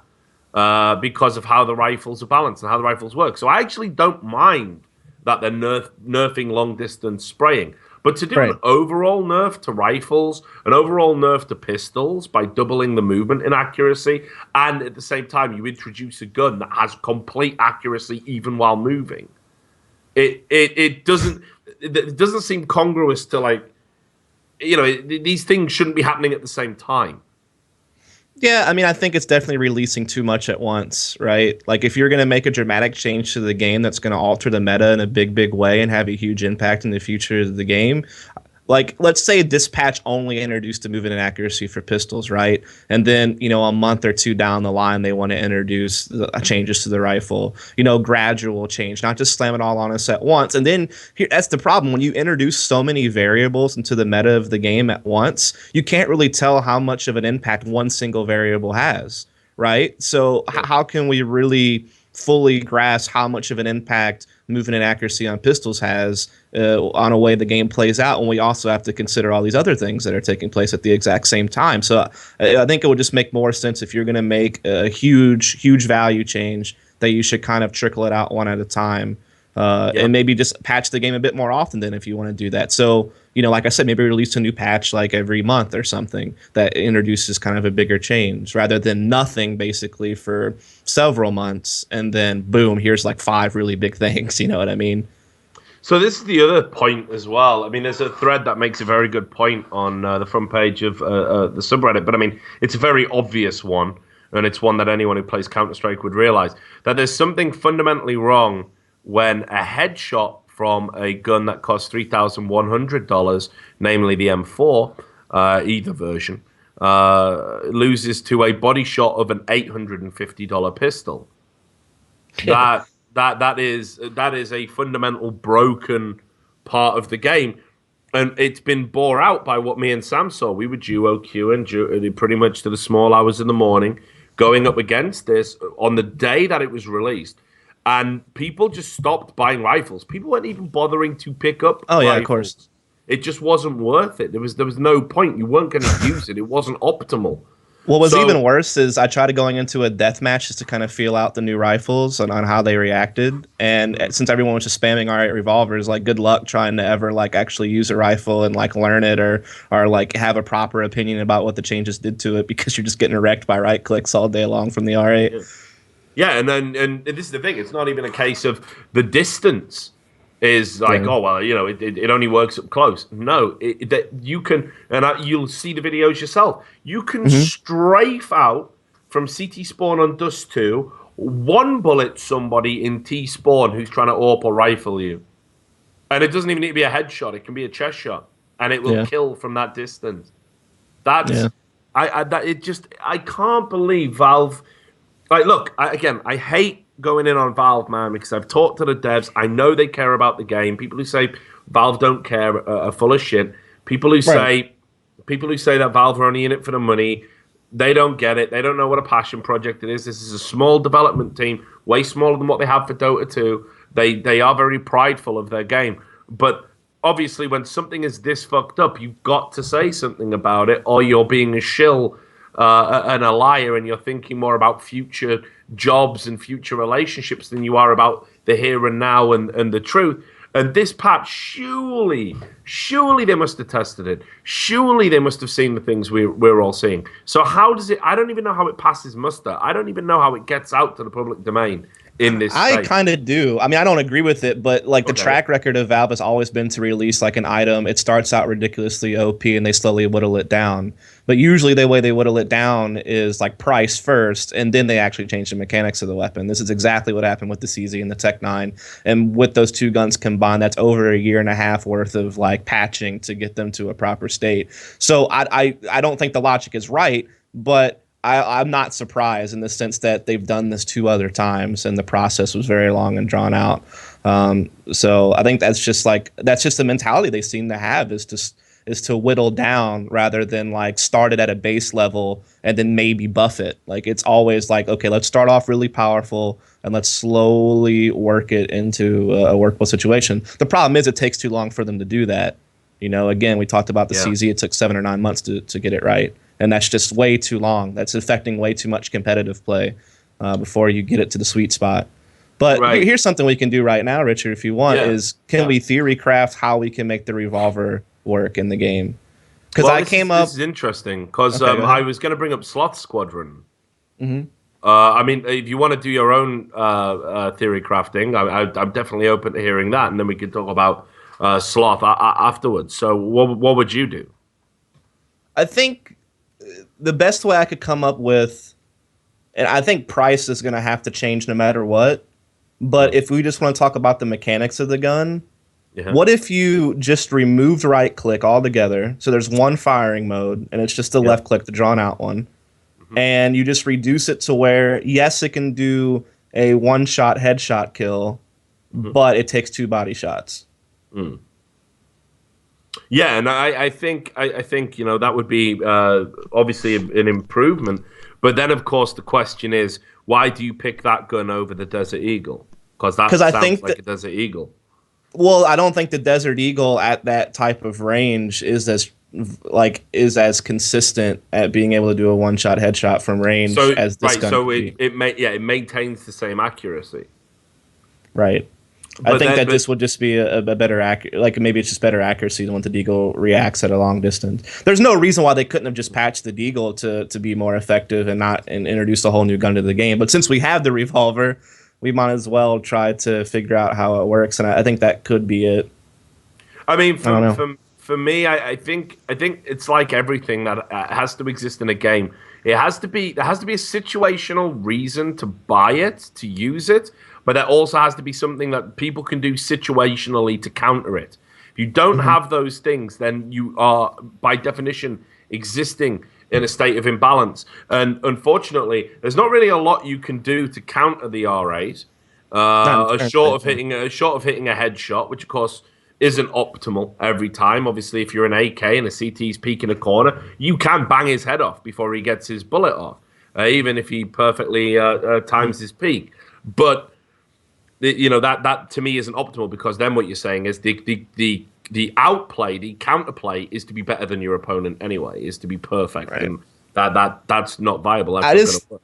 I guess I'm just thinking in line with like the right click mechanic in the game doesn't make any sense. Like in the sense that it's not necessary. Like you're talking about like if you're going to introduce a gun to the game, that it should serve a purpose, right? Like it should serve some type of role. Well, you already have a bunch of pistols that serve the role of like being able to deal with a close quarters situation, either through its rate of fire or through its damage, to be able to like handle that type of situation. So in that sense, the right click mechanic of the revolver is just almost redundant in dealing with that type of situation. So I feel like to give it a role in the game, it could be like a super powerful long range pistol, but at the expense of it taking a charge to shoot. So you're out in the open for longer, so to speak, so people can maybe respond a bit with more of their bullets while you're only getting to shoot one off every, couple seconds. Of course, you can strafe in and out and predict, which is a cool mechanic. I mean, I think that's like a cool mechanic that's, original to CS. Like we've never had a gun that takes a charge time or whatever. But it's just about tweaking the damage a lot, and also probably tweaking the price. I mean, what I said on By the Numbers was I actually wanted to go the opposite way to you. And that is not remove the right click, but have the right click be the left click and it have no right click function. So basically, it was this huge, powerful, potentially inaccurate revolver, and its purpose was you would hold a corner, or you would hold a part of the site, like Banana on Inferno, a part of the map, sorry. And if people rushed towards you, basically you were to spam the revolver and do as much damage as you could before you got took down, and it would require a nade, a Molotov, or another person with a more accurate and more sensible gun to basically do the follow-up damage and get the kills. So as imagine if it was doing, 77 damage per shot, and you could spam it like right click, but it was inaccurate. It was a headshot kill as well, and that was basically because that gun by nature, the recoil on it should be ridiculous. It shouldn't be an accurate weapon. It should be incredibly hard to wield. That's been the kind of hallmark of it in films and everything else. So that would be the way I would probably go with it.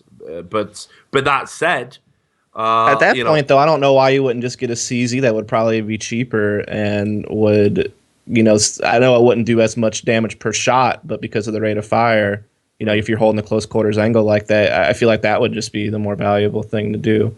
I don't know. Like, I'm trying to think of an original role for the gun that another gun doesn't already serve. Yeah, that's true. I mean, that maybe sounds a bit like a CZ. I mean, the way I'm thinking about it is like the CZ seems to have a bit of a tighter spread, and it doesn't do. Yeah, of course. It's just a random gun. Yeah. Yeah, it doesn't do as much damage. Whereas I think this would have sort of a wider disparity because it would be using the right click, but it would do a lot more damage. So it would have to be. It could only be used in close proximity. It could only be used if you were like holding like B on Mirage or Banana on Inferno. It would be a very situational gun. But I mean, obviously, I'm not a developer and I'm not a balance guy, which does bring me to Sloth Squadron. He's obviously got a lot of attention lately because his mod that has come out has changed all the values of the guns. It seems to bring it in line more with what the community wants. A bit more of a traditional approach, if I can use that word, to Counter-Strike.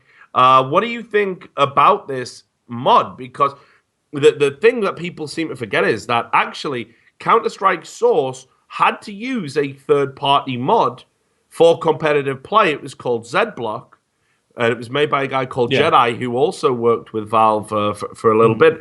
We had to use that competitively to stop things like crouch bugging and all of this in the absence of the developer patching it in. I don't necessarily think there is any shame in League saying, hey, you know what? For the optimal Counter-Strike experience, we want to go with this third-party mod. And I don't think necessarily there's any shame in Valve sort of acquiescing and allowing that, because ultimately Valve are trying to make a game that appeals to competitive people and casuals alike, right? The hardcore, the super competitive people that are playing for money, they don't want casual elements in it. They don't want RNG.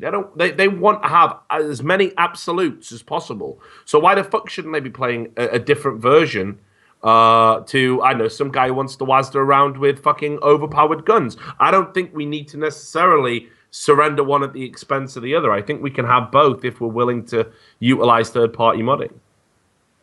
Yeah, it unfortunately will just never happen with Valve, though, man. Like, they're just too hands-on on this game, and they're not. They allowed Z-Block. They allowed Z-Block in Source.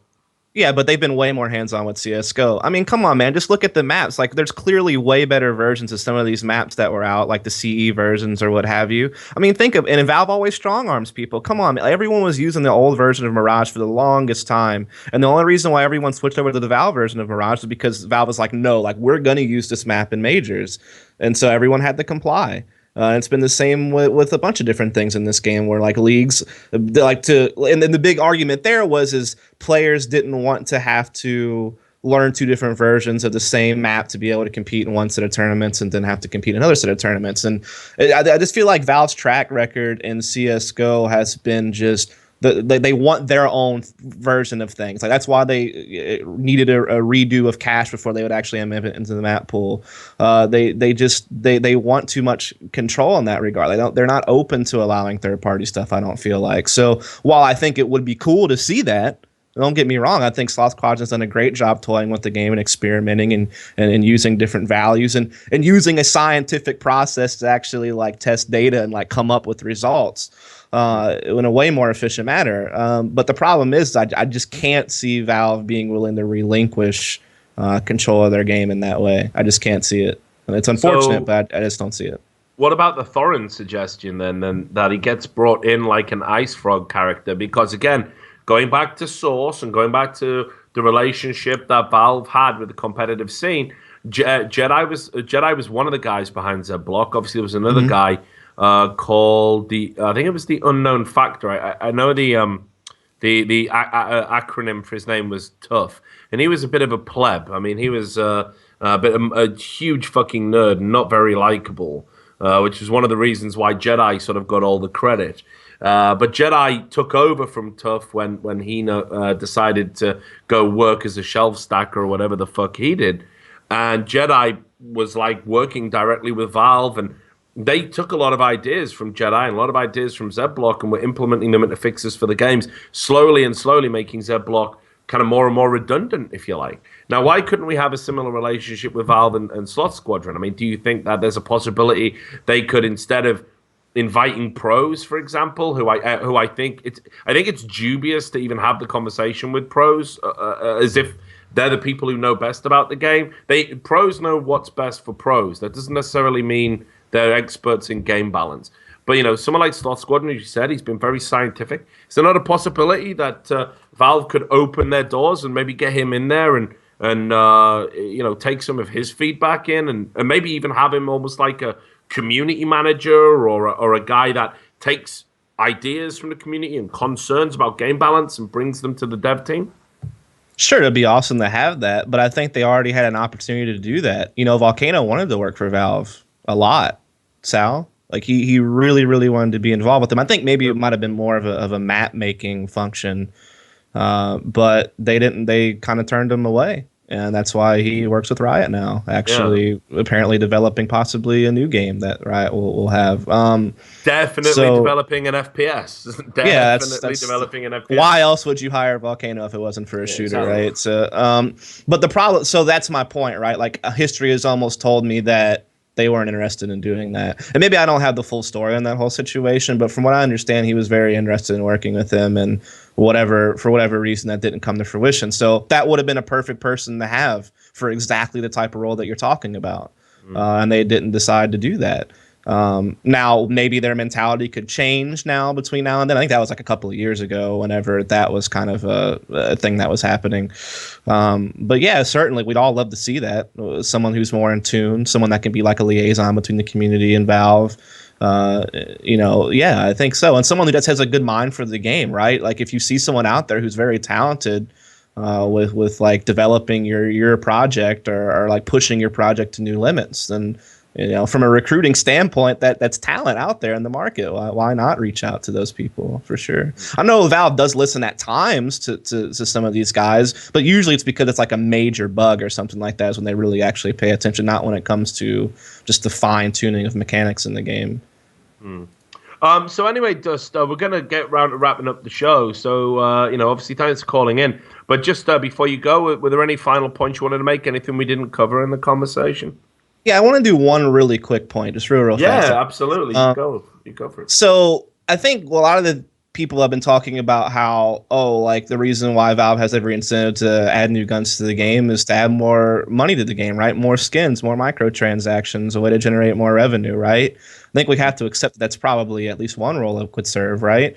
So why not do this? If you're really concerned about coming up with like new guns to produce more skins and produce more monetary gain, why not just release alternative versions of the guns that we already have? So it would be the exact same values, same price, same everything. It would just look different.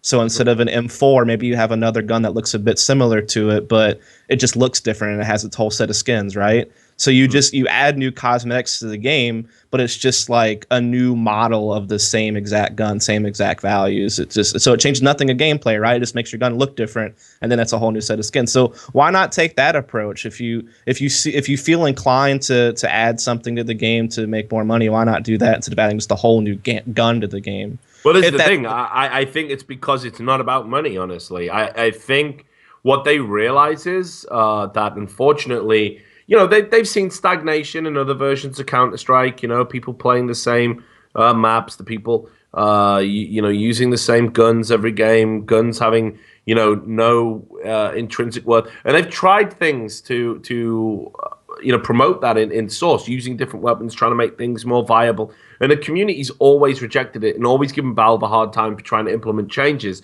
And of course, the games die out.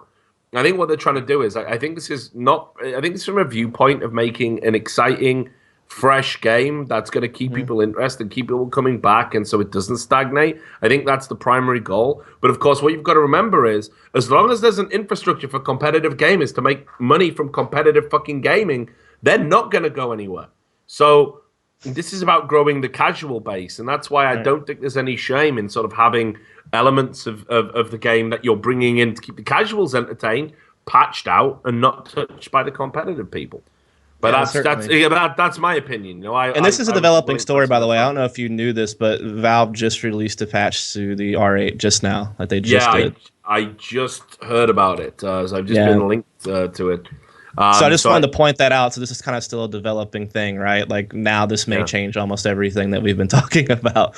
Yeah, but we don't know. Fuck it. Hey, we can take credit for it, right? we can say you're watching this show and you're like, you know what? We're pulling the trigger right now. And I like to say it's good. Imagine if Valve were watching the show. I know they'll never be that paranoid. Riot, obviously, Reddit mods, obviously. These guys watch this shit all the time, but they can't help themselves. But I don't think Valve are quite too insecure. But anyway, look, we'll wrap up the show. Dust, it's always great to talk to you again, brother. Hope everything's going well with your career, and we're going to see you casting some events in 2016. And no doubt I'll speak to you again, be it on this show or otherwise. Yeah, man, we'd love to talk to you. So, yeah, have a good one. You look after yourself, brother. Peace. So there we go. So that was the caster Dust Mouret, who was talking about the R8, and apparently there has been a patch just released. I'll try and get it. It's on the official CSGO website. So it says, let me just read this. On Tuesday, we shipped some major gameplay changes in CSGO, including the R8 revolver, and players have been voicing legitimate concerns, so they acknowledge they're legitimate, over the balance of the weapon as shipped. While it typically takes more time to generate enough data to drive an update, and gameplay updates are always a bit disruptive, in this case it's clear we got the damage wrong and can respond immediately. So today we're updating the R8 revolver to bring its values to be more in line with other weapons. Among other changes, its damage has been reduced and it takes slightly longer to fire. As experience with other weapons, such as the CZ and the M4A1 has shown us, it may require several iterations over a longer period to find the stable values that create interesting strategic choices for players. We're committed to monitoring usage and adjusting the values as required. Tuesday's update also includes several other changes to gameplay, including a rebalance for pistols and rifles. It's still too early to determine their impact, but we're just as committed to monitoring the new meta and ensuring that as CSGO continues to evolve, it remains fun, skillful, and balanced. So there you go, Sam. Maybe the nightmare of the R8 is over. Yeah, but the R8 was always going to get changed. I don't see any rifle changes in this, mate. I don't see any bomb timer changes. What's happened here? Yeah, but we don't know. We don't know that it's just a front, mate. This is just a front. We don't. And honestly, we don't know that these changes have a negative impact yet. I agree with Valve there. I don't think we've played this long enough to know that it harms the game long term. But it's just such a weird change. Like they've just completely changed the dynamic of what's it called, CS, just in one patch, all rolled out at once. I don't know. We'll see. Still not a fan. Yeah, but I mean, again, I'm gonna keep an open mind because I've seen a lot of changes in Counter-Strike, and I have also spoke to the Valve devs, and I know their balancing philosophy. And their balancing philosophy is this: that they do not directly go to what people think is the cause of the problem. So, in this instance, for example, increasing the round time is to help terrorists not get pushed out by smokes and Molotovs that are being delayed because it's very easy to shut out a push. So it's to give people more time to move around the map and to delay the effectiveness of that. Now, people have said to Valve and to the developers, they've said to them, why don't you just reduce the timer on smokes? And Valve are like, well, we could do that. Or why don't we increase the round time? Why don't we try these other things? Why don't we widen areas of the map so one smoke can't completely choke out an area? This is their philosophy, to think outside of the box and to not necessarily go directly to what people think is the problem. And I admire that. I think that's a way smarter, way more intelligent way of dealing with things. Is it though? Well, yeah, it is. It requires a lot more intellect. When the problem is smokes, I don't think a smart way to go about it is maybe we change every map. Like maybe if you have to change every map throughout Counter-Strike's history, maybe smokes are the problem then.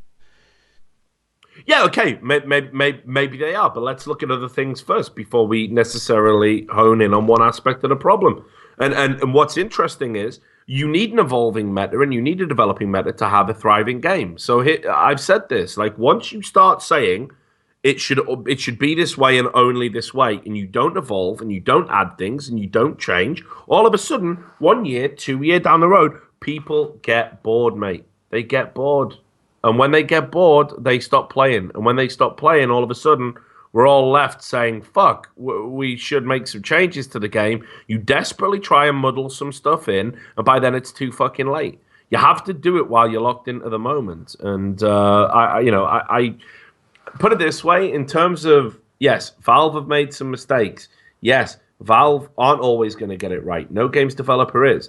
But they've got a better batting average than a lot of games developers. And yes, this R8 patch is one of the worst things I've ever seen introduced into Counter-Strike, but they fixed it within 48 hours. So, well, we say it's fixed. We don't know. Well, we say it's fixed. Yeah, obviously we are going to have to play. We are going to have to play. Which means me and you are going to be punching our desks very, very, very shortly. Having a scream. Yeah, I do rage a little bit, don't I? I mean, yeah, you do it. I've got temper issues, obviously. So, look, I think we can wrap the show up there. Sorry to... Shout out to Big Hungry, who we're going to have on. Sorry, Big Hungry. Shout out to one of our regulars there, and obviously Shakira's. Sorry we didn't get you on. There's always time, brother. We respect you immensely here. Thanks to all the watchers and all the other people who call in. And of course, a big shout out to Don Dolo. And I'm really looking forward to seeing where this goes. I'm really excited. And of course, it wouldn't be possible without all the Patreon supporters. So to close out the show, I think what we're going to do is, obviously, we're going to run all of the Patreon supporters on our title sequence. Have you updated that, Sam? Yeah. Okay, yeah, you're not really going to... Just so you know, there's a bunch of people messaging me, like, saying, hey, I donate to that and I'm not on it, or I donate more and I'm still down in the pleb tier. So maybe we fix that. I mean, don't get me wrong, we're getting it in a good place. We're almost up to date with all of our Patreon stuff. Like 2 more episodes of First Blood, some interviews. Updating the credits at the bottom of the list, boys. We got to do another 5 trash talks or something, and then we'll do the credits. Yeah. Well, your name's there in spirit, mate. If you're not there. Well, anyway, look. The main thing is, look, we're not going anywhere. I said we're pretty much going to stream every day in December because I haven't got a lot going on. I think we're in a good place show-wise. And of course, I think the show gets better and better every episode. And I think there's big things in the future. I definitely want to dedicate as much time to it as possible. So, that said, I think what we'll do is we'll run the title sequence, and then are we going to drop a bit of Even When I Lose, I Win by Don Dolo? I was going to go with Philosophy, but yeah, we can get a little bit of Lose, I Win.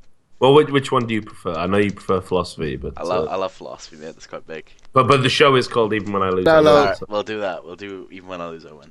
We'll do. Okay, yeah. All right, excellent. Well, thanks a lot, viewers. This was Trash Talk. I was Richard Lewis. He was Sam. Hopefully we remain that way for the next show. If not, it's going to be fucking weird. But we'll see you in a few days. Peace. Rest in peace, Easy.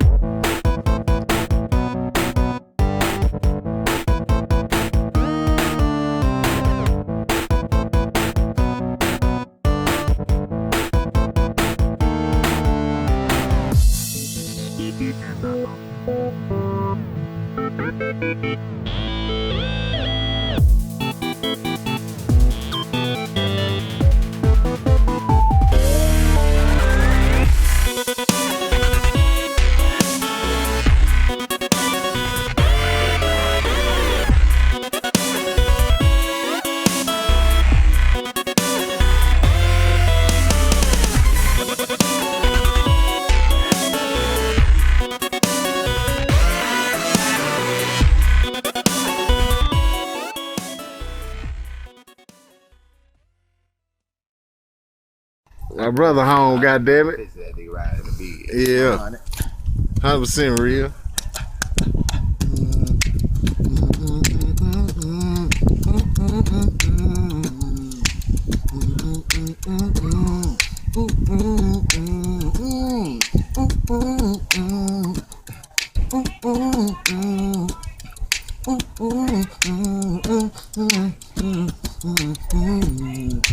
Even when I lose, I win.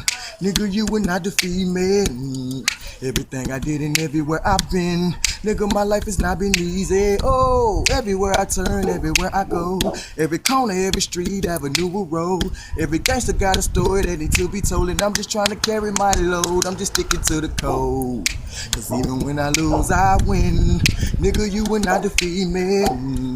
Everything I did and everywhere I've been, nigga, my life has not been easy. Oh, everywhere I turn, everywhere I go, every corner, every street, avenue, road, every gangster got a story that need to be told, and I'm just trying to carry my load. I'm just sticking to the code, cause even when I lose, I'm a winner. I'm genetically built to overcome and deliver. I am definitely made for this shit, nigga. It's a part of me. It's pumping through my body just like it's one of my arteries. Yeah, I spit it sincerely. It ain't a bit of fear in me. This is not a facade. I am everything I appear to be. Dumb, Maker, Esquire, Deezy. Got pook on this hoe with me, bitch. Niggas better be easy. You seen these niggas expect the player to fail. Well, just keep your eye on me, hater, and watch how I excel. I always stuck to the code. I only trusted myself, and I only fuck with the niggas that stay down and wouldn't tell. Every corner, every street, every road, every avenue. I done travel and I encounter niggas that ain't have a clue. Lost in this world where love is an exception. You throw that bitch my way and it's gonna be an interception. He could go out the way, yeah, it's real in the field, and that's all I gotta say. It's gonna be touchdown, and that's on every single play, cause even when I lose, I win. That's all the fuck I gotta say. Let's get it straight. Nigga, you know when I lose, I win. Yeah.